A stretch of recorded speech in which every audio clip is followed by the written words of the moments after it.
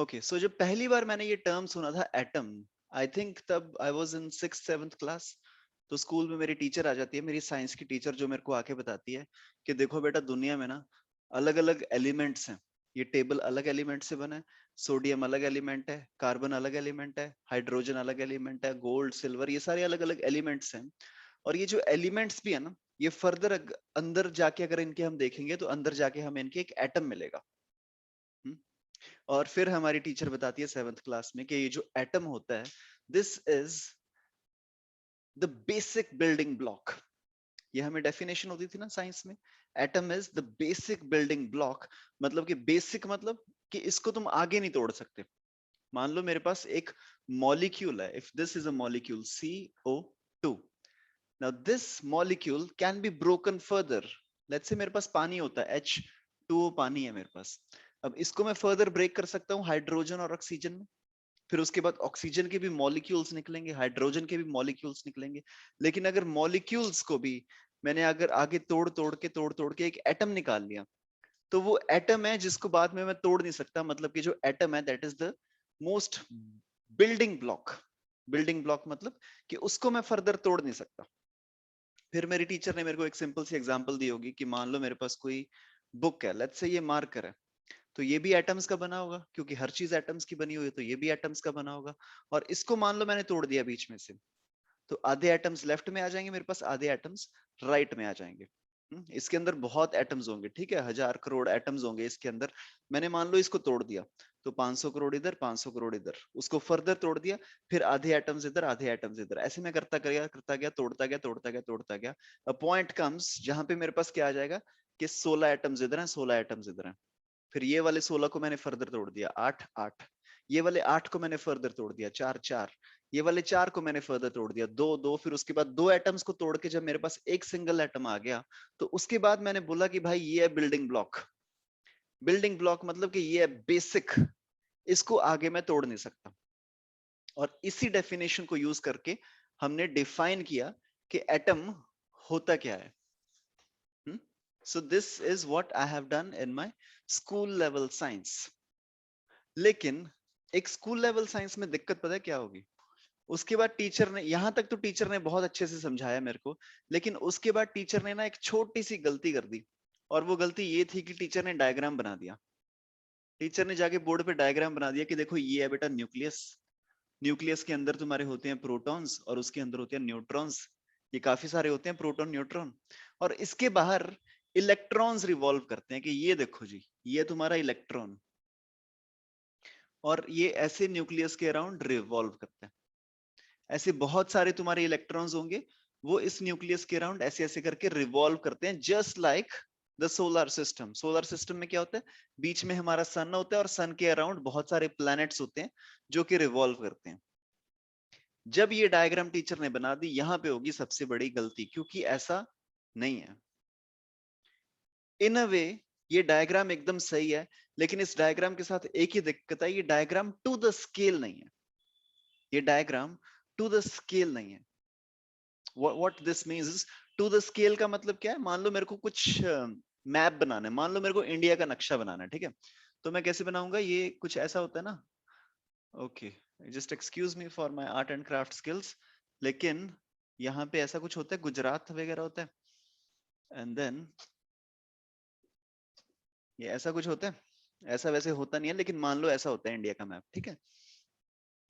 तो अब इंडिया तो बहुत बड़ा है, लेकिन अगर मेरे को तुम्हें समझाना है इंडिया, तो मैं क्या बोलूंगा कि यहाँ पे है जी जम्मू एंड कश्मीर, और यहाँ पे है तुम्हारा बीच में महाराष्ट्र, और यहाँ पे है तुम्हारा तमिलनाडु। हम्म? लेकिन मेरे को इसको टू द स्केल बनाना पड़ेगा, ताकि तुम्हें डिस्टेंस समझ में आ जाए, तुम्हें पता चल जाए कि जम्मू कश्मीर और महाराष्ट्र के बीच में जितना डिस्टेंस है, उतना ही महाराष्ट्र और तमिलनाडु के बीच में है। दिस डिस्टेंस, अगर ये डी है, तो ये डिस्टेंस भी डी होगा। हम्म? इसको मैं ऐसे नहीं बना सकता था, इस मैप को मैं ऐसे नहीं बना सकता।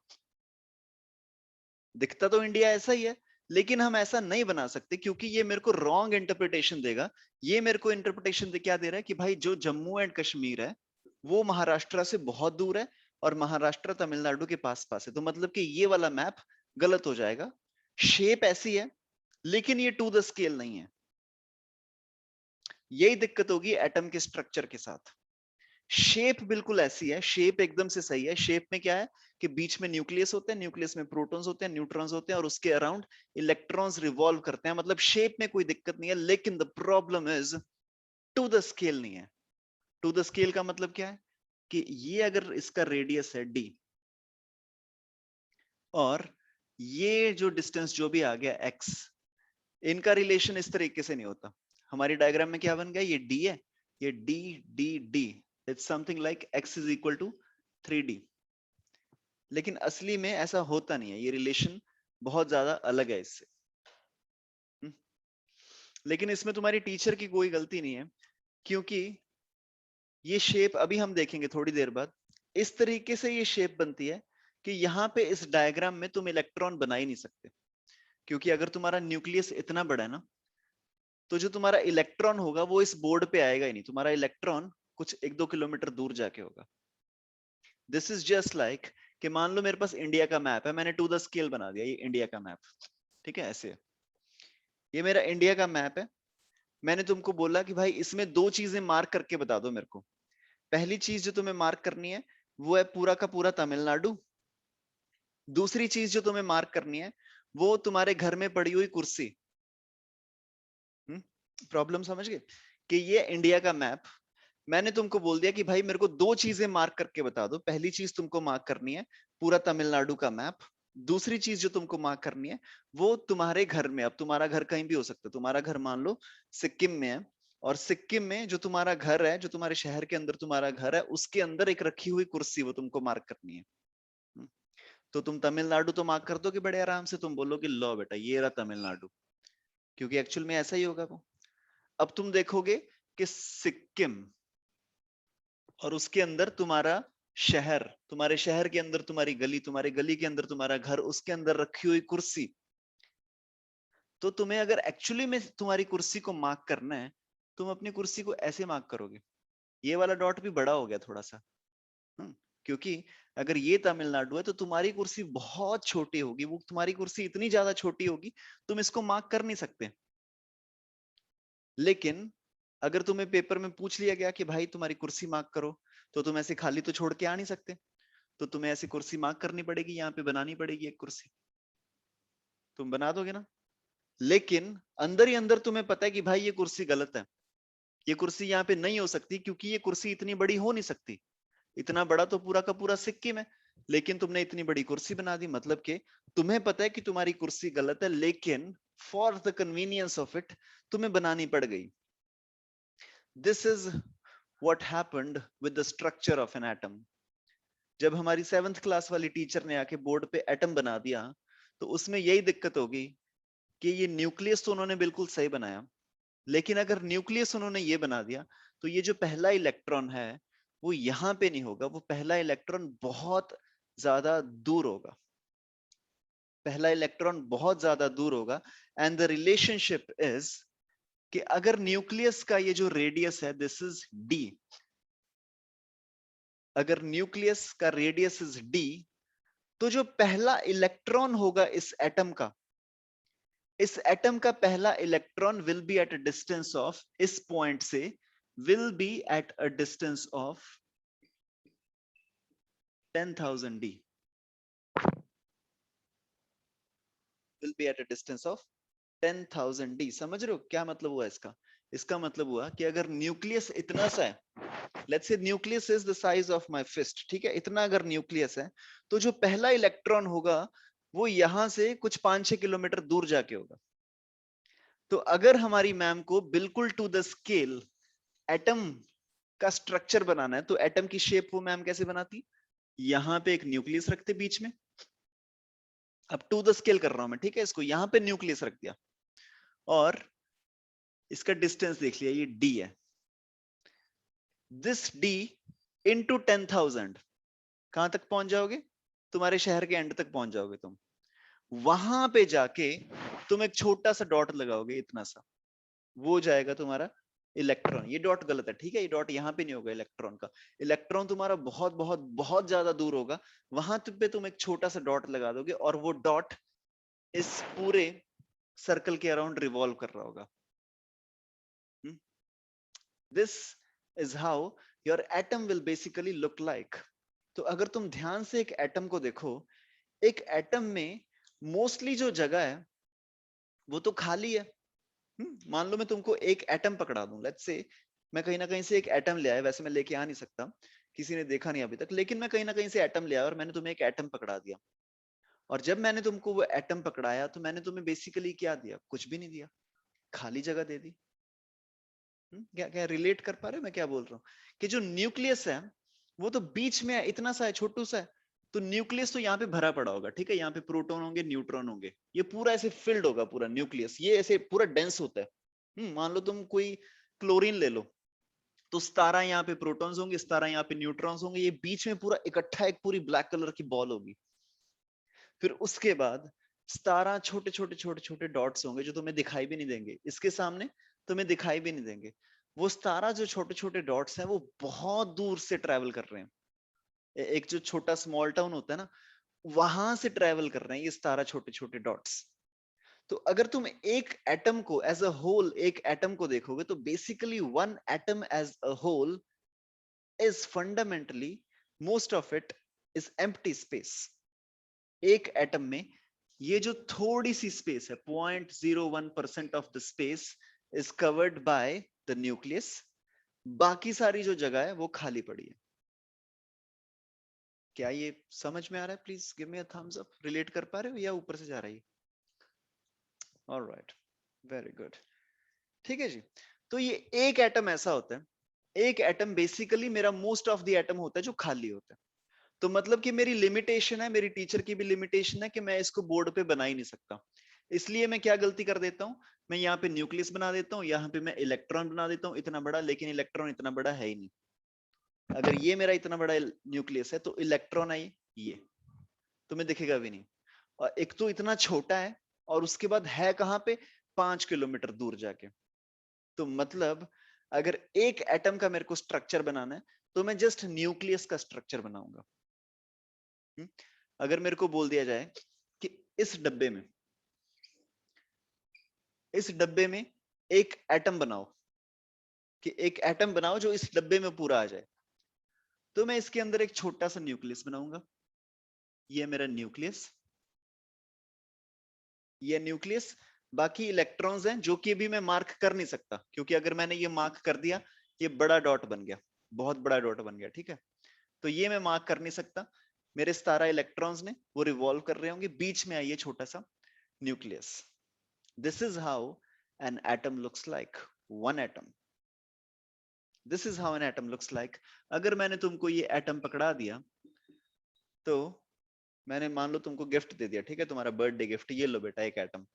तो जब तुम देखोगे कुछ भी नहीं निकलेगा, होता ना कभी कभी गिफ्ट में से कुछ नहीं निकलता, वो वाली चीज हो जाएगी, because 99.9% of the space in an atom is basically empty। सारी की सारी जगह जो एक एटम में होती है, that is basically empty। और ये जो एटम का स्ट्रक्चर है, ये अभी रिसेंटली, ये जो एटम का स्ट्रक्चर होता है इसको हम मॉडर्न फिजिक्स में पढ़ते हैं। मॉडर्न फिजिक्स मतलब अभी ये जो 100-200 साल पहले से जो फिजिक्स स्टार्ट हुई है उसको हम बोलते हैं मॉडर्न फिजिक्स। उससे पहले जो ये सब वो था न्यूटन वाला, gravitation, Newton's laws of motion, वो सारी चीजें वो थोड़ी सी पुरानी थी। उसको हम क्या बोलते हैं? मैकेनिक्स, मतलब कि वो थोड़ी सी पुरानी फिजिक्स, क्लासिकल फिजिक्स हम बोलते हैं। क्लासिकल मतलब जो कि एस्टैब्लिश हो चुकी। मॉडर्न फिजिक्स जो अभी धीरे धीरे इवॉल्व हो रही है।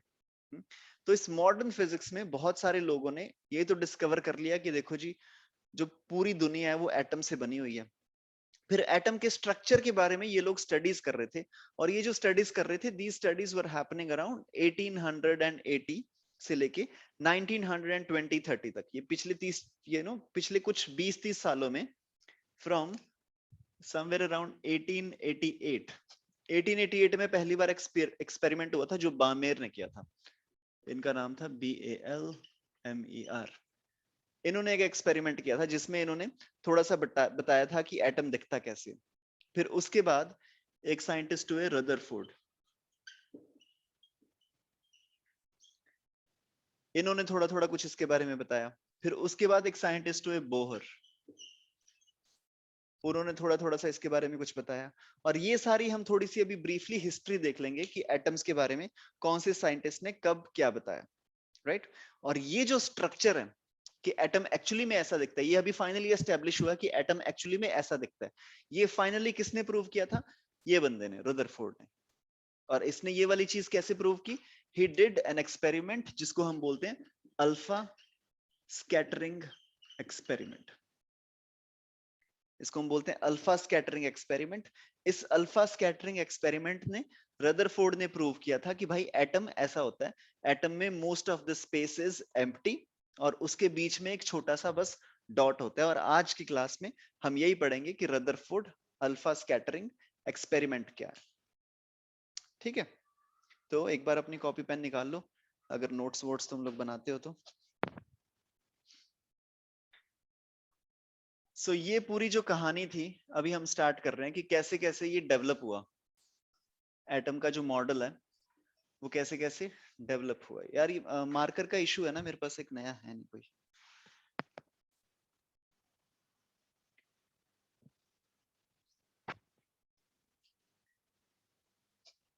ओके, सो सबसे पहले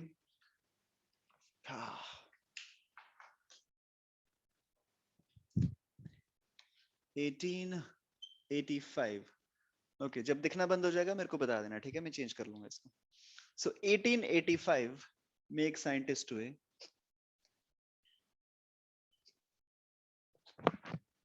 इसको एल साइलेंट है तो हम इसको पढ़ते हैं बामेर। तो ये वो एरा है 1885। अभी तक हमें एटम के बारे में कुछ भी नहीं पता था। आजकल तो हमें स्कूल में पढ़ा दिया जाता है ना कि भाई बीच में न्यूक्लियस से इलेक्ट्रॉन्स रिवॉल्व कर रहे हैं, लेकिन जब ये इंसान स्कूल में थे इनको कुछ भी नहीं पता था। इनको बेसिकली एटम्स के बारे में कोई भी नॉलेज नहीं थी। तो ये वो एरिया एरा था जब ये लोग एटम्स के बारे में पढ़ाई करनी स्टार्ट कर रहे थे। तो उस समय इन्होंने क्या किया, इन्होंने बताया, एक सिंपल सी डिस्कवरी इन्होंने बताई कि जो भी एलिमेंट होता है ना, हर एलिमेंट क्या होता है, अलग अलग एटम से बना होता है। और वो हर अलग अलग जो एटम होता है उसका एक स्पेक्ट्रा होता है। स्पेक्ट्रा समझते हो, जैसे लाइट का स्पेक्ट्रा होता है ना, विजिबल स्पेक्ट्रा। हम बोलते हैं कि लाइट की वेवलेंथ मान लो 4000 से 7000 एंगस्ट्रॉम तक है। तो ये विजिबल लाइट का स्पेक्ट्रा है। अगर इंफ्रारेड है तो इससे थोड़ा सा कम होगा, या फिर अल्ट्रावायलेट है इससे थोड़ा सा ज्यादा होगा। ये स्पेक्ट्रा है। स्पेक्ट्रा मतलब उन्होंने एक रेंज दे दी। तो बामेर ने हमें सबसे पहले बताया कि जो भी एटम है, मान लो अलग अलग एटम्स हैं, लेट्स से एक एटम है सोडियम या फिर कोई एटम है एल्यूमिनियम। तो उन्होंने बोला ये जो सोडियम है, सोडियम के जो वेपर्स होंगे, अब इन्होंने वेपर्स कैसे क्रिएट किए, लेट्स से एक एनोड और कैथोड और एनोड ले लिया सोडियम का, let's say this was sodium and this is also sodium. इनको कनेक्ट कर दिया एक बैटरी के साथ। तो ये गर्म होके यहाँ पे हमने कलेक्ट कर लिए सोडियम के vapours. These are sodium vapours. ठीक है, इसके बारे में ज्यादा डिटेल में हम पढ़ेंगे नहीं क्योंकि ये ज्यादा कभी पूछा नहीं जाता। मैं तुमको वैसे ही बता रहा हूँ, तुम्हें थोड़ा सा पता होना चाहिए। तो सोडियम के वेपर यहाँ पे कलेक्ट हो गए। फिर इन्होंने एक्सपेरिमेंट से पता कर लिया कि इसकी वेवलेंथ क्या थी। मान लो इसकी वेवलेंथ निकल के आ गई 5845 से लेके 5847 एंगस्ट्रॉम। तो इन्होंने बता दिया कि देखो जी, सोडियम के वेपर से उसकी वेवलेंथ इस रेंज में आ गई। मतलब इन्होंने एक स्पेक्ट्रा दे दिया, और ये स्पेक्ट्रा इन्होंने हर एलिमेंट के लिए दे दिया। सारे एलिमेंट्स के लिए इन्होंने इस तरीके से एक स्पेक्ट्रा दे दिया, राइट। तो इसको तुम साइड बाय साइड नोट कर लेना, जस्ट एक लाइन लिख लेना कि बामेर ने क्या किया, सारे एटम्स के लिए एक स्पेक्ट्रा दे दिया कि भाई वेवलेंथ उनकी किस रेंज में होगी।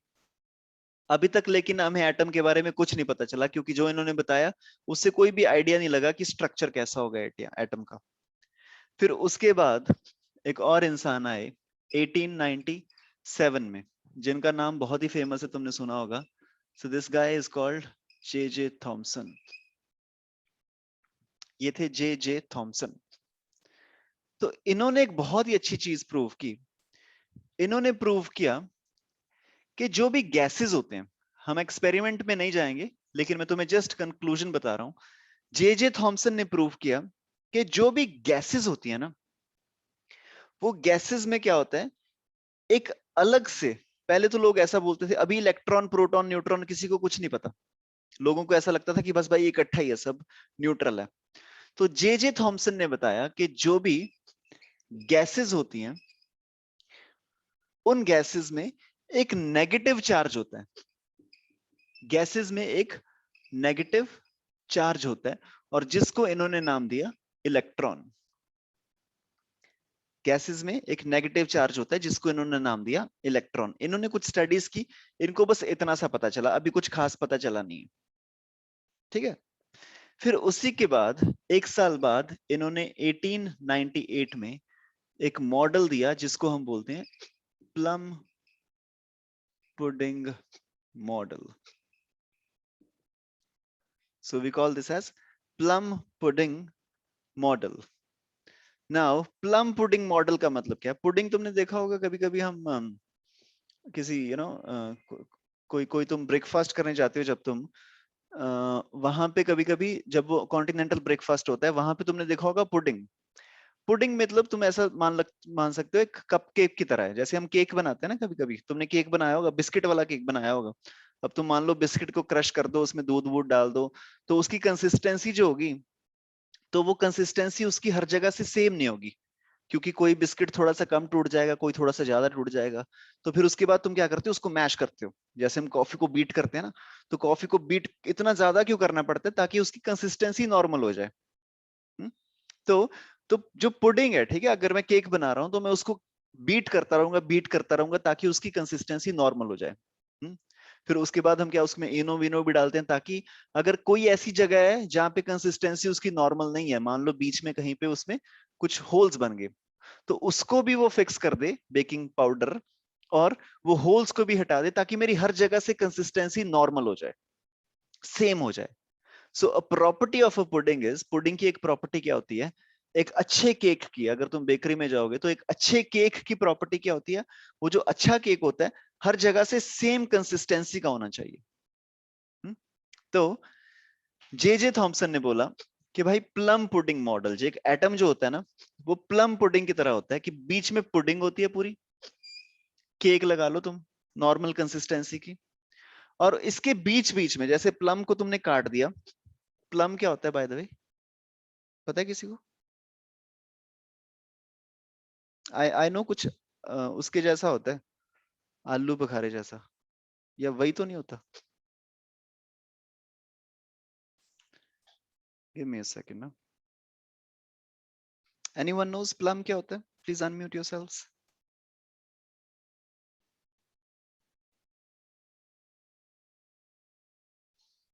हाँ, सो plum is basically,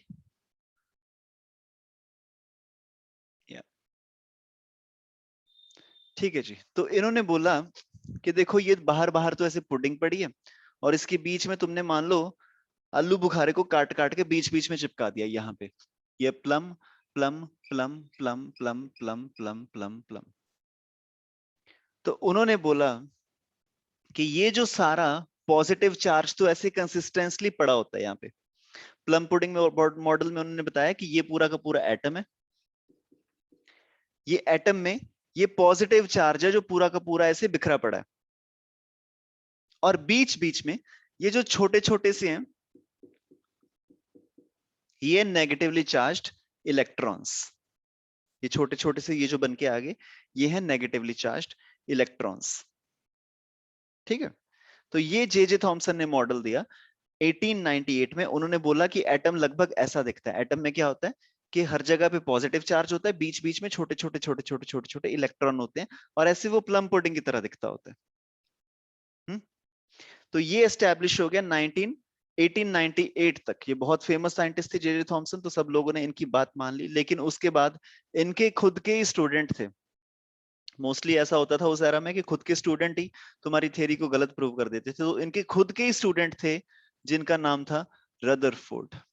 now this guy is very very important. जो तुम्हारे सारे क्वेश्चंस आएंगे, वो तुम्हारे क्वेश्चन आएंगे इनके बारे में। रदरफोर्ड थे एक इंसान, उन्होंने 1905 में, उन्होंने 1905 में एक एक्सपेरिमेंट किया जिसका नाम था अल्फा स्कैटरिंग एक्सपेरिमेंट। इसका नाम था अल्फा स्कैटरिंग एक्सपेरिमेंट। इस अल्फा स्कैटरिंग एक्सपेरिमेंट में अभी अभी आज हम डिस्कस करेंगे कि अल्फा स्कैटरिंग एक्सपेरिमेंट था क्या। लेकिन जब इन्होंने 1905 में अल्फा स्कैटरिंग एक्सपेरिमेंट किया तो इनको कुछ नहीं पता चला एटम के बारे में, इनको कुछ भी नहीं पता चला। लेकिन अगर कुछ नहीं पता चला तो ये इतना फेमस कैसे हो गया? इनको अल्फा स्कैटरिंग एक्सपेरिमेंट में कुछ नहीं पता चला, लेकिन उसके 5-6 साल बाद, इसके 5-6 साल बाद इन 1911 1911 में रदरफोर्ड के दो स्टूडेंट्स थे जिनका नाम था GIGER। इसको तुम कैसे भी पढ़ लो, गाइगर जाइजर जो भी पढ़ना है वो पढ़ लो। और एक और इनके स्टूडेंट थे मार्सटन। रदरफोर्ड की दो स्टूडेंट्स थे 1911 में, जाइजर एंड, इनका नाम भी अर्नस्ट था, अर्नस्ट इनका भी था ना, ये अर्नस्ट रदरफोर्ड, ठीक है। इनका पूरा नाम है EARNST, अर्नस्ट रदरफोर्ड। इनके एक स्टूडेंट है, इनका नाम भी अर्नस्ट है, अर्नस्ट मार्टसन। फिर एक और स्टूडेंट थे जिनका नाम था जाइजर। तो रदरफोर्ड ने अपने दोनों बच्चों को बोला कि बेटा मैंने एक एक्सपेरिमेंट किया था 1905 में, जिसमें मैंने क्या किया था, अल्फा पार्टिकल्स को स्कैटर करा दिया था। लेकिन मेरे को कुछ नहीं पता चला, लेकिन मेरे को ऐसी फीलिंग आ रही है कि तुम्हें ये एक्सपेरिमेंट करके देखना चाहिए, इसमें से कुछ ना कुछ जरूर निकलेगा। तो ये दोनों बच्चे बोले यस सर, हम इसको जरूर करेंगे। तो उसके बाद इन दोनों ने, जाइजर और मार्सटन ने, ये एक्सपेरिमेंट एक बार दोबारा से किया, अल्फा स्कैटरिंग एक्सपेरिमेंट। और वहां से हमारा बेसिक जो स्ट्रक्चर ऑफ एटम है, जो मैंने अभी अभी इस क्लास में शुरू होने के टाइम तुमको बताया था कि एक एटम होता है, वो जो मोस्टली उसमें खाली स्पेस होती है, वो उसके बाद प्रूव किया इन दोनों बच्चों ने with the help of an experiment जिसका नाम था अल्फा स्कैटरिंग एक्सपेरिमेंट। ठीक है, तो ये तुम्हें हिस्ट्री थोड़ी सी पता होनी चाहिए। कभी कभी ऑब्जेक्टिव क्वेश्चन पूछ लिया जाता है तुमसे कि अल्फा स्कैटरिंग एक्सपेरिमेंट है वो किसने किया था। कुछ किताबों में तुम्हें लिखा लिखा मिलेगा रदरफोर्ड्स अल्फा स्कैटरिंग एक्सपेरिमेंट, क्योंकि दिमाग तो उसका था रदरफोर्ड का। पूरी गाइडेंस उसने दी थी कि इसको, जाइजर और मार्टन को गाइडेंस इतनी दी थी कि भाई एक्सपेरिमेंट इस तरीके से होगा, तो इन्होंने परफॉर्म किया। लेकिन एक्चुअली में किया किसने, एग्जीक्यूशन किनकी थी, इसकी थी, लैब इनकी थी, लेकिन एग्जीक्यूशन किन्होंने की, इन्होंने की। तो अगर तुम देखोगे ट्रू साइंटिस्ट कौन थे, वो रदरफोर्ड थे, क्योंकि लैब इनकी थी, दिमाग इनका था, पैसा भी इनका लग रहा था। क्योंकि जब एक्सपेरिमेंट होता है ना, वो एक बार नहीं होता, एक्सपेरिमेंट बार बार रिपीट होता है। एक बार में कभी भी तुम्हें सही रिजल्ट मिलते नहीं, वो जो बार बार जब रिपीट होता है। अब इस एक्सपेरिमेंट में तुम देखोगे गोल्ड फॉयल भी यूज की, उसके बाद उन्होंने लेड की प्लेट्स यूज की, तो मतलब पैसा भी लगा होगा बहुत सारा। और वो पैसा सारा किसने दिया, इन्होंने दिया। तो तुम्हें पीछे की थोड़ी सी कहानी पता होनी चाहिए कि ये एक्सपेरिमेंट किसने किया और उसके पीछे दिमाग किसका था। लेकिन इन अ नटशेल, ये जो अभी हम एक्सपेरिमेंट पढ़ेंगे, अल्फा स्कैटरिंग एक्सपेरिमेंट, इस एक्सपेरिमेंट से हमने प्रूव किया कि जो एक एटम होता है उसमें most of the space is empty space. ठीक है, now what this experiment was, नाम से ही पता चलता है Rutherford's alpha scattering experiment. Rutherford से तो ये पता चलता है कि भाई रदरफोर्ड ने किया। स्कैटरिंग मतलब स्कैटर कर देना किसी चीज को। मान लो मैंने यहां से ये मार्क करा है, मैंने हर डायरेक्शन में फेंकना स्टार्ट कर दिया, इधर उधर उधर हर डायरेक्शन में, तो मतलब कि स्कैटर हो रहा है वो। तो ये स्कैटरिंग एक्सपेरिमेंट है। किस चीज की स्कैटरिंग हो रही है, अल्फा पार्टिकल की। अल्फा पार्टिकल होता क्या है तुम्हें पता ही होगा, अल्फा पार्टिकल क्या होता है, बेसिकली हीलियम का न्यूक्लियस होता है। हीलियम एटम होता है ना, हीलियम एटम के अंदर यहाँ पे दो प्रोटॉन्स हैं, दो न्यूट्रॉन्स हैं, और साइड में दो इलेक्ट्रॉन्स हैं। ये मैंने गलत बना दिया, देखो एक बार फिर से। ये दो प्रोटॉन्स थे, ये दो न्यूट्रॉन्स थे, ये दो इलेक्ट्रॉन्स ऐसे नहीं होंगे, बहुत दूर होंगे ये बहुत दूर इलेक्ट्रॉन्स होंगे। कहीं दूर जाके यहाँ पे एक डॉट लगा होगा, कहीं दूर जाके यहाँ पे एक डॉट लगा होगा। फिर अगर ये मैं दोनों डॉट्स को हटा दूं, इसका जो खाली न्यूक्लियस बच जाएगा, उसको हम बोलते हैं अल्फा पार्टिकल। इसको हम बोलते हैं अल्फा पार्टिकल। या फिर तुम ये बोल सकते हो कि हीलियम को अगर मैं पॉजिटिव चार्ज दे दूं +2, हीलियम को अगर मैंने +2 चार्ज दे दिया, ठीक है, ये +2 वो नहीं है जिस क्लास में तुम पढ़ते हो, ये हीलियम का चार्ज है। हीलियम को मैंने +2 चार्ज दे दिया। +2 चार्ज देने का मतलब क्या है कि एक इलेक्ट्रॉन था, इसको निकाल दिया, दूसरा इलेक्ट्रॉन था, उसको निकाल दिया, तो कितना चार्ज बच गया? +2। तो ये जो हीलियम को +2 चार्ज देने के बाद मेरे पास बच गया, उसको बोलते हैं अल्फा पार्टिकल या फिर हीलियम का न्यूक्लियस। तो रदरफोर्ड ने एक एक्सपेरिमेंट किया जिसमें उन्होंने अल्फा पार्टिकल्स को स्कैटर किया।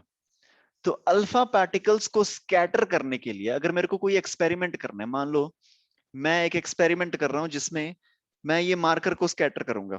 मेरे एक्सपेरिमेंट का नाम है केशव मार्कर स्कैटरिंग एक्सपेरिमेंट। तो सबसे पहले मेरे को क्या चाहिए होगा? मार्कर चाहिए होंगे बहुत सारे, 1-2 करोड़ मार्कर चाहिए होंगे, क्योंकि उन्हीं को फिर हम स्कैटर करके उसमें एक्सपेरिमेंट देखेंगे क्या हुआ। तो अगर अल्फा पार्टिकल स्कैटरिंग करनी है तो सबसे पहले तो अल्फा पार्टिकल्स चाहिए होंगे, और अल्फा पार्टिकल्स के लिए एक बहुत बढ़िया सोर्स होता है जिसको हम बोलते हैं बिस्मिथ।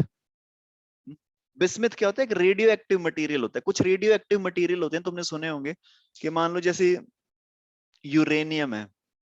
यूरेनियम बारे में सुना ना? यूरेनियम में क्या है कि वो क्या होता है, अपने आप को फिजन करता रहता है। फिजन मतलब दो पार्ट्स में टूटना। तो यूरेनियम है, उसको तुम खुला छोड़ दो, एक छोटा सा स्लो मूविंग न्यूट्रॉन उसमें डाल दो, वो फिजन कर लेगा, अपने आप को तोड़ देगा। तो सिमिलरली एक और मटेरियल होता है जिसको हम बोलते हैं बिस्मिथ। मान लो ये बिस्मिथ है, तो ये कॉन्स्टेंटली क्या करेगा? ये कॉन्स्टेंटली अपने आप को तोड़ता जाता है, तोड़ता जाता है। तो इसमें से क्या निकलता रहता है? इसमें से जो चीज बाहर निकलती जाती है उसको हम बोलते हैं अल्फा पार्टिकल्स। ये कॉन्स्टेंटली फिजन करता रहता है अपने अंदर, और इसमें से अल्फा पार्टिकल्स निकलते रहते हैं। ठीक है, लेकिन ये जो अल्फा पार्टिकल्स हैं, अब ये बिस्मिथ क्या है? ये रेडियो एक्टिव मटेरियल है। This is radio active material, इसीलिए ये टूटता रहता है, इसमें से अल्फा पार्टिकल्स निकलते रहते हैं। राइट? लेकिन अब हमारे पास अनलिमिटेड अमाउंट ऑफ बिस्मिथ तो है नहीं, हमें इसको सेव करके रखना है। तो इसको सेव करने के लिए हम क्या करते हैं? हम इसके आसपास लेड लगा देते हैं। अब लेड क्या करता है? लेड एक ऐसा मटेरियल है जिसमें से अल्फा पार्टिकल्स पास नहीं हो सकते, क्योंकि लेड एक ऐसा मटेरियल है जिसमें से बहुत कम पार्टिकल्स गो थ्रू हो पाते हैं, एंड अल्फा पार्टिकल्स को भी ये ब्लॉक कर लेता है। इसीलिए तुमने देखा होगा जो जो लोग फैक्ट्रीज में काम करते हैं, रेडियो एक्टिव फैक्ट्रीज में, इंडिया में तो बहुत कम है, लेकिन यूएस में कुछ रेडियो एक्टिव फैक्ट्रीज हैं, उसमें जो वर्कर्स होते हैं उनको क्या पहनाया जाता है? लेड सूट पहनाया जाता है। जैसे ये पीपी किट थी ना अपनी, जब कोरोना फैला था, तो पीपी किट क्या थी? PP kit was just normal cloth shield, उसमें कुछ था नहीं। कपड़े की बनी हुई एक जैकेट है जो तुम्हारी बॉडी को ऊपर से नीचे तक ढक लेगी। जैसे हम मास्क पहनते थे, मास्क क्या है? मास्क कपड़े की एक चीज है ना? कि हमने बोला कि भाई कपड़े का वो पहन लो, अब वायरस है जो उसके अंदर से नहीं निकल पाएगा, और अगर मेरे को पूरी अपनी बॉडी को बचाना है तो मैं अपनी पूरी बॉडी पे कपड़ा पहन लूंगा, उसको मैंने बोला पीपी किट। लेकिन अगर वायरस की जगह अल्फा पार्टिकल आ गया, मेरे को अल्फा पार्टिकल से बचना है, तो मेरे को मास्क कौन कौन सा पहनना पड़ेगा? लेड का मास्क। क्योंकि लेड क्या है? अल्फा पार्टिकल को अंदर नहीं घुसने देगा। सिमिलरली अगर मेरे को पूरी बॉडी को बचाना है अल्फा पार्टिकल से, तो मैं किस चीज से अपने आप को ढकूंगा? लेड से। तो हमने यहाँ पे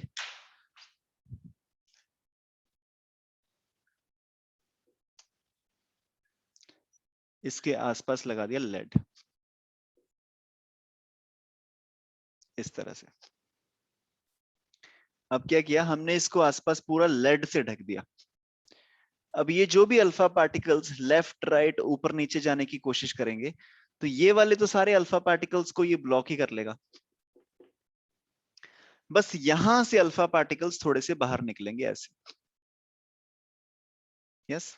और यहां से भी जब अल्फा पार्टिकल्स बाहर निकलेंगे तो वो हर जगह स्कैटर होने की कोशिश करेंगे। ये ऊपर चला गया, कोई कोई इधर चला गया, हर जगह पे स्कैटर होने की कोशिश करेंगे। लेकिन क्योंकि हमें अल्फा पार्टिकल्स की स्टडी करनी है, तो हम यहाँ पे बीच में क्या लगा देंगे? एक और लेड की दीवार। एक और लेड की दीवार हम इस तरीके से लगा देंगे। I am so sorry. एक और लेड की दीवार हम इस तरीके से यहाँ पे लगा देंगे, इनके बीचों बीच। ये दूसरी लेड की दीवार लगाने का क्या फायदा हुआ? कि अगर ये पार्टिकल यहां जा रहा है, लेड इसको ब्लॉक कर लेगा। ये पार्टिकल यहां जा रहा है, लेड इसको ब्लॉक कर लेगा। ये पार्टिकल यहां जा रहा है, लेड ब्लॉक कर लेगा। लेड ब्लॉक कर लेगा, लेड लेड लेड। सिर्फ यहां से एक अल्फा पार्टिकल्स की बीम निकलेगी सामने सीधा। अल्फा पार्टिकल्स की एक बीम निकलेगी लेड के अंदर में से बाहर निकलती हुई ऐसे। और फिर उसके बाद अब अगली चीज बहुत ही ध्यान से सुननी पड़ेगी तुम्हें। उसके बाद ये जो अल्फा पार्टिकल्स की बीम निकली है, इसके बाद मैंने यहां पे एक रख दिया गोल्ड फॉयल। Gold foil. अब फॉयल का मतलब समझना, foil word is very important. जैसे हमारे घर में एल्यूमिनियम फॉयल होता है ना, जिसमें मम्मी वो पैक करती है खाना, तो फॉयल मतलब वो बहुत ही ज्यादा पतली है। तो ये जो गोल्ड का फॉयल था, इसकी जो थिकनेस थी, this thickness was 10 raise to the power -7 metres. अब इसका मतलब क्या हुआ, मान लो अल्फा पार्टिकल्स यहां से आ रहे हैं, ठीक है, यहाँ पे ये सब लेड वेड वाला पूरा सीन है, वहां से अल्फा पार्टिकल्स ऐसे करके आ रहे हैं मेरी तरफ। यहाँ पे हमने रख दिया गोल्ड फॉयल। अब ये जो गोल्ड फॉयल रखा है, ये इतना ज्यादा पतला है। गोल्ड फॉयल इज, इसकी थिकनेस इज, ये जो थिकनेस है ना, ये जो सामने वाली, सो बेसिकली अगर मेरे पास एक पेज होता, लेट्स से गोल्ड फॉयल की जगह मैंने ऐसा एक पेज रख दिया सामने, मान लो ये गोल्ड फॉयल है, ठीक है, ये पेज इतना ज्यादा थिक है, the thickness is 10 raise to the power -7 metre. और इसका सिग्निफिकेंस क्या है कि थिकनेस इतनी ज्यादा कम है कि सिर्फ मैं चाहता हूं कि उस लेयर में एक ही एटम आए, एक ही गोल्ड का एटम आए। गोल्ड है क्योंकि, तो गोल्ड के एटम से बना होगा। और ये थिकनेस इतनी ज्यादा कम है, दिस थिकनेस, ये इतनी ज्यादा कम है कि वहां पे सिर्फ एक ही गोल्ड का एटम आएगा। मैं नहीं चाहता कि गोल्ड के पीछे एक और गोल्ड का एटम आ जाए। तुम देखो कि जैसे मान लो ये फोन है, ठीक है, इसकी कुछ थिकनेस है। मैं थोड़ा सा ऐसे रख रहा हूं इसको, तो इसकी कुछ थिकनेस है। तो यहाँ पे फोन के एटम्स हैं, पीछे वाली जो लेयर है उसमें फोन के एटम्स हैं, उसके पीछे वाली जो लेयर है उसमें फोन के एटम्स हैं। ये पूरी की पूरी जो थिकनेस बन गई, इसमें फोन के एटम्स होंगे। लेकिन इसको अगर मैं बीच में से काट दूं, और बीच में काट दूं, और बीच में काट दूं, ये जो लेयर है मैं इसको और पतला जाऊं, पतला करता जाऊं, करता जाऊं, करता जाऊं, एक बहुत ही फोन की पतली सी फॉयल बना लूं, और उसकी थिकनेस अगर बहुत ज्यादा कम होगी, तो मैं क्या बोलूंगा कि अब मेरे पास एक ही शीट बची है, उसमें इस फोन का एक ही एटम होगा, एक ही लेयर होगी, लेयर के पीछे कोई दूसरी लेयर नहीं होगी। समझ में आ रहा है क्या बोल रहा हूं? सो थिकनेस इतनी ज्यादा कम है कि यहाँ पे गोल्ड का एक ही एटम की लेयर बनेगी, मतलब कि यहाँ पे एक गोल्ड का न्यूक्लियस होगा, उसके अराउंड गोल्ड के एटम्स होंगे, एक ही लेयर। क्या? यहां से अल्फा पार्टिकल्स की उसके बाद आई बीम। अल्फा पार्टिकल्स की जब बीम आई, फिर उसके बाद अल्फा पार्टिकल्स इस गोल्ड फॉयल पे टच करके स्कैटर हो गए, इधर उधर स्कैटर हो गए। और हमें वो स्कैटरिंग को नोटिस करना था, तो इसलिए हमने एक बार फिर से यहाँ पे इसके अराउंड लगा दिया जिंक सल्फेट। जिंक सल्फेट को हमने क्यों लगाया? क्योंकि जो जिंक सल्फेट होता है ना, वो फोटो सेंसिटिव होता है। फोटो सेंसिटिव का मतलब क्या है कि मान लो इस पे आके जब अल्फा पार्टिकल लगेगा, लेट्स से यहाँ पे अल्फा पार्टिकल आके लगा सीधा, तो जब इस पे आके जब अल्फा पार्टिकल लगेगा ना, तो वो क्या होता है कि लाइट प्रोड्यूस करते हैं। तो हमें पता चल जाता है कि यहाँ पे आके अल्फा पार्टिकल लग गया। और इसके पीछे हमने लगा दिया एक माइक्रोस्कोप, जिसको तुम्हारी एनसीईआरटी में लिखा हुआ है डिटेक्टर। क्योंकि बेसिकली ये जो लाइट आके लगेगी, बहुत छोटी सी लाइट, ऐसा नहीं होगा कि मतलब यहाँ पे अल्फा पार्टिकल आके लगा और पूरा ऐसे बॉम्ब ब्लास्ट हो गया, ऐसे कुछ नहीं होगा। क्योंकि बहुत छोटा सा अल्फा पार्टिकल है, तो आके बस छोटी सी ऐसे लाइट प्रोड्यूस होगी। उसको देखने के लिए हम क्या करेंगे, यहाँ पे माइक्रोस्कोप लगा देंगे, जिसको हमने बोला डिटेक्टर। तो डिटेक्टर ऐसे पूरा पूरा ऐसे घूमता रहेगा, डिटेक्टर देखता रहेगा कि कहाँ पे कितने अल्फा पार्टिकल्स आ रहे हैं। यस, ये तो हो गया experimental setup. This is experimental setup जो कि जाइजर और मार्टसन ने किया under the guidance of Rutherford. अब इसके बाद इसमें उन्होंने क्या क्या ऑब्जर्व किया, उसको समझते हैं। लेकिन उससे पहले just take a few minutes, तुम 2-3 मिनट ले लो। This was the experimental setup. हमने अभी तक क्या एस्टेब्लिश कर लिया? यहां से अल्फा पार्टिकल्स की बीम आ रही है, अल्फा पार्टिकल्स की बीम आ रही है, और यहाँ पे गोल्ड फॉयल लगा है। और गोल्ड फॉयल इतनी ज्यादा पतली है कि मान लो तुम यही लगा लो कि गोल्ड का एक एटम पड़ा है। अब उसके बाद जो इन्होंने ऑब्जर्व किया, दिस ऑब्जर्वेशन वाज कि ये जो अल्फा पार्टिकल्स यहां से आए, यहां से जो अल्फा पार्टिकल्स की बीम आ रही थी, उस बीम में से 99.86% 99.86% अल्फा पार्टिकल्स सीधे के सीधे निकल गए, कुछ नहीं हुआ उनको, कोई deviation, nothing happened. 99.86% of the alpha particles, they went undeviated.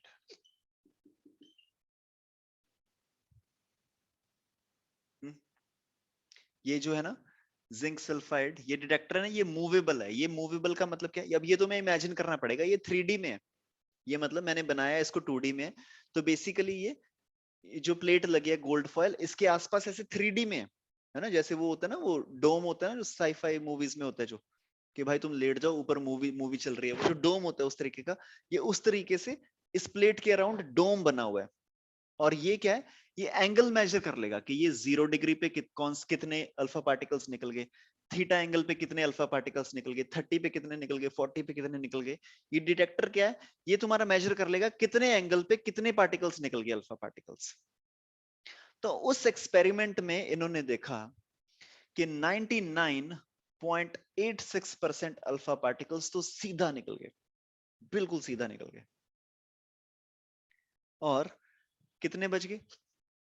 0.14% जो बच गए अल्फा पार्टिकल्स, वो डेविएट होके निकले. ये तो जो से 99.86, ये तो सीधा ही निकल गए 0 डिग्री एंगल पे. जो बाकी बच गए 0.14% अल्फा पार्टिकल्स, ये थोड़ा थोड़ा सा डेविएट हो गए. कोई 1 डिग्री पे हो गया, कोई 2 डिग्री पे हो गया, 3 डिग्री पे, 4 डिग्री, 5 डिग्री, 20, 30, 40, 50, अलग अलग डिग्री पे ये एंगल अल्फा पार्टिकल्स डेविएट हो गए. तो इससे मेरे को सबसे पहले क्या समझ में आता है, दूसरी ऑब्जर्वेशन में जाने से पहले एक बार इसी की बात कर लेते हैं. इससे मेरे को क्या समझ में आता है कि अल्फा पार्टिकल जा रहा था. अल्फा पार्टिकल मतलब बेसिकली पॉजिटिव चार्ज, हीलियम का nucleus, proton, proton. Alpha particle जा रहा था, गोल्ड की एक फॉयल लगी थी. अगर plum pudding model, J Thomson ने अगर प्लम पुडिंग मॉडल जो दिया था कि भाई पॉजिटिव चार्ज हर जगह पे पूरा फैला हुआ है, प्लम पुडिंग मॉडल में क्या था कि पॉजिटिव चार्ज हर जगह पे भरा पड़ा है. तो उस केस में क्या होना चाहिए था कि ये भी पॉजिटिव चार्ज है, यहां पे भी पॉजिटिव चार्ज पूरा भरा पड़ा है गोल्ड फॉयल में. तो जैसे ये उसके पास जाता, थोड़ी सी रिपल्शन इसको महसूस होती, positive positive they repel each other. इसको रिपल्शन महसूस होती, या तो ये इधर चला जाता, पीछे आ जाता, या फिर डायरेक्ट पीछे आ जाता, या फिर डेविएट बहुत ज्यादा होता. लेकिन 99.86% अल्फा पार्टिकल सीधा का सीधा निकल गए. मतलब ये 99.86% पार्टिकल्स को इसके न्यूक्लियस ने ज्यादा इफेक्ट किया नहीं. मतलब कि ये जो न्यूक्लियस है वो बहुत छोटी सी जगह कवर कर रहा है इस गोल्ड फॉयल के एटम के अंदर. यहां से हमने एस्टेब्लिश किया कि ये जो गोल्ड फॉयल का एटम था, इसका जो न्यूक्लियस है वो बहुत छोटी सी जगह इसके अंदर ले रहा है.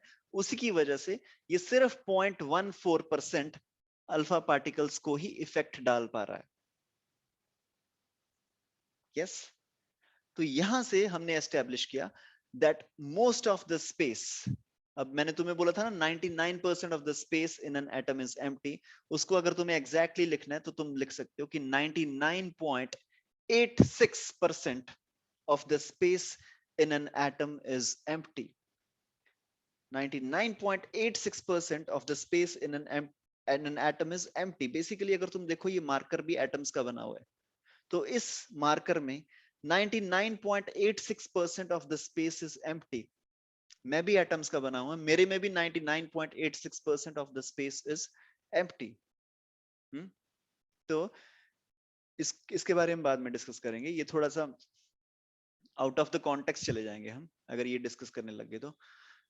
You see everything around you is basically empty. अगर तुम अपने आसपास का लैपटॉप देखो, टेबल देखो, चेयर देखो, लाइट देखो, मार्कर देखो, अपने आप को देखो, साइंस के हिसाब से, रदरफोर्ड के हिसाब से, एक एटम के अंदर 99.86% स्पेस होती है जो एम्प्टी होती है. मैं भी तो एटम का बना हूं. तो मेरे अंदर भी basically 99.86% of the space should be empty. मेरा ये जो राइट हैंड है ये भी एटम्स का बना है, तो इसके अंदर 99.86% of the space should be empty. मेरा लेफ्ट हैंड भी एटम्स का बना है, सो 99.86% of the space in this left hand should also be empty. Primarily this is an empty space. अगर मैं बोलूं 99.86% स्पेस एम्प्टी है, मतलब कि खाली है, पूरा का पूरा ये खाली है, ये हाथ एक खाली चीज है, ये हाथ एक खाली चीज है, दो खाली चीजें। अब मैं इनको टच कराऊंगा तो आपस में निकल जाएंगी, हवा की तरह आर पार हो जाएंगी एक दूसरे के बीच में से, लेकिन ऐसा होता नहीं है। लेट्स से 99, शाकला का बूम बूम देखा होगा ना तुमने बचपन में, मेरे अंदर 99.86% ऑफ द स्पेस खाली है। ये जो दीवार है, ये जो बोर्ड है, इसके अंदर भी 99.86% ऑफ द स्पेस खाली है, तो बेसिकली एम्प्टी स्पेस। तो अगर मैं कोशिश करूं, मैं सीधा इस दीवार के बीच में से निकल सकता हूं, आर पार उधर चला जाऊंगा, लेकिन ऐसा होता नहीं है। पर ऐसा पॉसिबल है, ऐसा पॉसिबल है। अगर तुम एक कुछ लोग in the yogic culture, yoga में अगर तुम बहुत डीप में जाओगे योगा में, तो वहां पे एक सेंटेंस बोला जाता है। वो बोलते हैं कि ये जो पूरी दुनिया है ना, जो पूरा कॉस्मोस है, अर्थ, मार्स, जुपिटर, सैटर्न, प्लूटो, और उसके बाद सारे जो प्लैनेट्स है, सारी सोलर सिस्टम, सारी गैलेक्सीज, सारी ये जो गैलेक्सीज हैं, जितना ये जो बहुत बड़ा जो ब्रह्मांड है, अगर इसको मैं इकट्ठा कर लूं और ऐसे जोड़ दूं, ठीक है, ये जो सारी अंदर की खाली स्पेस है 99.86%, इसको मैं पूरा ऐसे इकट्ठा कर करके छोटा कर दूं, पूरी एफिशिएंट पैकिंग कर दूं मैं इसकी, then I can pack this entire cosmos in a mustard seed. Mustard seed पता ना, जो सरसों का तेल होता है, सरसों का तेल कितना होता है, इतना सा होता है। ये जो पूरा कॉस्मोस है, अगर मैं इसको पूरा एफिशिएंटली पैक कर दूं, कि बीच में ये जो सारी जगह खाली पड़ी है इसको मैं खत्म कर दूं एफिशिएंटली, अगर मैं इसकी पूरी की पूरी पैकिंग कर दूं, तो ये जो सारा मटेरियल है, मटेरियल मतलब अंदर अंदर का जो सारा न्यूक्लियस है, इलेक्ट्रॉन तो छोड़ दो, इलेक्ट्रॉन तो बहुत छोटे छोटे हैं, सारे न्यूक्लियस को अगर मैं कंबाइन कर दूं, तो ये जो सारे न्यूक्लियस हैं पूरे पैक होके एक मस्टर्ड सीड के अंदर पैक हो जाएंगे। This is what they say about the universe. ठीक है, हम उसमें ज्यादा नहीं जाएंगे, will come back to the topic कि 99.86% सीधा निकल गए, मतलब कि न्यूक्लियस इसके अंदर बहुत छोटा होगा। ये जो न्यूक्लियस है गोल्ड फॉयल का, ये सिर्फ इतने परसेंट अल्फा पार्टिकल्स को ही इफेक्ट डाल पा रहा है। मतलब कि हमने जो बोला था वो एस्टेब्लिश हो गया कि मोस्टली जगह खाली है। फिर ये जो 0.14% डेविएट हुए हैं, इसमें भी ये डेविएट कैसे हुए हैं, 1 डिग्री एंगल पे, 20 डिग्री एंगल पे, 30 डिग्री एंगल पे, 40 डिग्री एंगल पे। 1 आउट ऑफ 8000, 8000 में से एक अल्फा पार्टिकल डेविएट हुआ at an angle which is more than 90 degree. मतलब कि यहां स्ट्राइक किया और ये एंगल 90 डिग्री से ज्यादा बन गया ना, 91 डिग्री बन गया ये। ऐसे अल्फा पार्टिकल्स बहुत कम थे। अगर 8000 अल्फा पार्टिकल्स फायर किए, तो उस 8000 अल्फा पार्टिकल्स में से सिर्फ एक ही ऐसा अल्फा पार्टिकल था जो कि इतना ज्यादा डेविएट हो गया 91 डिग्री पे, या फिर 92, 93। मतलब कि एक बार फिर से मैंने वही चीज एस्टेब्लिश कर ली कि जो अल्फा पार्टिकल्स आ रहे हैं, वो अगर न्यूक्लियस पे लग भी रहे हैं, जो छोटा सा न्यूक्लियस है ना, अगर उस पे लग भी रहे हैं तो लग के ऐसे चले जा रहे हैं, अंदर ही अंदर चले जा रहे हैं। अगर कोई बिल्कुल ही प्रॉपर न्यूक्लियस पे जाके लग जाएगा, कि मान लो बिल्कुल एज पे लग गया, तो वो डेविएट होगा वापस। ऐसे बहुत कम थे, 1 आउट ऑफ 8000, मतलब कि जो न्यूक्लियस है वो बहुत ज्यादा छोटा है। फिर एक अल्फा पार्टिकल ऐसा भी था जो सीधा सीधा न्यूक्लियस पे जाके लग गया और सीधा ऐसे बाउंस बैक हो गया। लेकिन ये जो अल्फा पार्टिकल था, this was 1 out of a million. Million कितना होता है, 10 lakh, 10 raise to the power 6। 10 lakh में से एक अल्फा पार्टिकल ऐसा भी था जो इस पे लगा और सीधा सीधा वापस आ गया। मतलब कि वंस अगेन हमने वही चीज प्रूव कर दी कि ये जो न्यूक्लियस है वो बहुत ही छोटा है, बहुत छोटा है। अगर प्लम पुडिंग पुडिंग मॉडल सही होता, प्लम पुडिंग मॉडल में क्या था कि जो न्यूक्लियस है, जो पॉजिटिव चार्ज है, वो हर जगह फैला पड़ा है। अगर वो मॉडल सही होता तो फिर क्या होना था, बहुत सारे अल्फा पार्टिकल्स स्ट्राइक करके वापस आ जाते, क्योंकि पॉजिटिव चार्ज हर जगह होना था। लेकिन अभी पॉजिटिव चार्ज हर जगह पे नहीं है, पॉजिटिव चार्ज बहुत छोटा सा है, इसीलिए एक 10 लाख में से एक अल्फा पार्टिकल बिल्कुल ऐसे सीधा सीधा बाउंस बैक कर रहा है। ठीक है जी। So this is basically what is alpha particle scattering experiment done by Rutherford. एक बार दोबारा से देख लेते हैं। बिस्मिथ था मेरे पास, जिसमें से अल्फा पार्टिकल्स निकलते रहते हैं, लेकिन वो तो चारों डायरेक्शन में जाएंगे अल्फा पार्टिकल्स, तो उसको हमको कंटेन करके रखना था, तो हमने क्या किया, उसके आसपास लगा दिया लेड। ठीक है। और जब इस गेट में से बाहर निकले, अब भी अल्फा पार्टिकल्स चारों तरफ जा रहे थे, तो इनको फर्दर कंटेन करने के लिए यहाँ पे भी हमने लगा दिया लेड। पीबी मतलब लेड होता है। ठीक है। इसको अगर तुम्हें डायग्राम बना के आनी है, पूरा ऐसे काला काला बना देना, लेड मतलब पूरा ब्लैक। तो इसके अंदर में से इसके अंदर में से अल्फा पार्टिकल्स जब निकले, तो उनके सामने मैंने लगा दिया एक बहुत पतली गोल्ड की फॉयल। ये बहुत पतली गोल्ड की फॉयल क्यों लगाई है, बहुत पतली इसलिए ताकि एक गोल्ड एटम की लेयर के पीछे दूसरे गोल्ड एटम की लेयर ना बने, एक ही लेयर बने गोल्ड के एटम्स की। और अब मेरे को स्टडी करनी है गोल्ड के एटम्स की। तो उस स्टडी को मैंने कैसे किया कि जो मेरी ऑब्जर्वेशंस थी, ऑब्जर्वेशन क्या थी कि 99.86% ऑफ द अल्फा पार्टिकल सीधा निकल गए, मतलब कि इन्होंने तो न्यूक्लियस को देखा ही नहीं, न्यूक्लियस इनके रास्ते में बीच में आया नहीं, मतलब कि न्यूक्लियस बहुत छोटी सी जगह पे है। ये 0.14% पार्टिकल्स के लिए न्यूक्लियस बीच में आया, उसमें भी सिर्फ 8000 में से एक था जिसमें न्यूक्लियस प्रॉपरली बीच में आया, ताकि ये पार्टिकल वापस ही आ जाए। और ये वापस आने वाले पार्टिकल्स में से भी 10 लाख में से एक पार्टिकल था जो सीधा सीधा यहाँ पे लग के बाउंस बैक हो गया।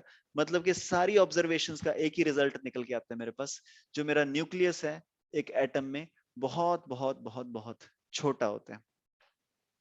सो the moral of today's lecture is कि an atom is basically empty. और इसको प्रूव करने जो सबसे पहले वाले साइंटिस्ट थे उनका नाम था रदरफोर्ड, और उनके दो बच्चे बच्चे एज इन स्टूडेंट्स, जिनका नाम था Geiger and Martson. Yes. So this was all about Rutherford's alpha particle scattering, and this was all in today's class. इसको तुम नोट कर लो, और कोई अगर क्वेश्चन है तो मेरे को अभी पूछ सकते हो।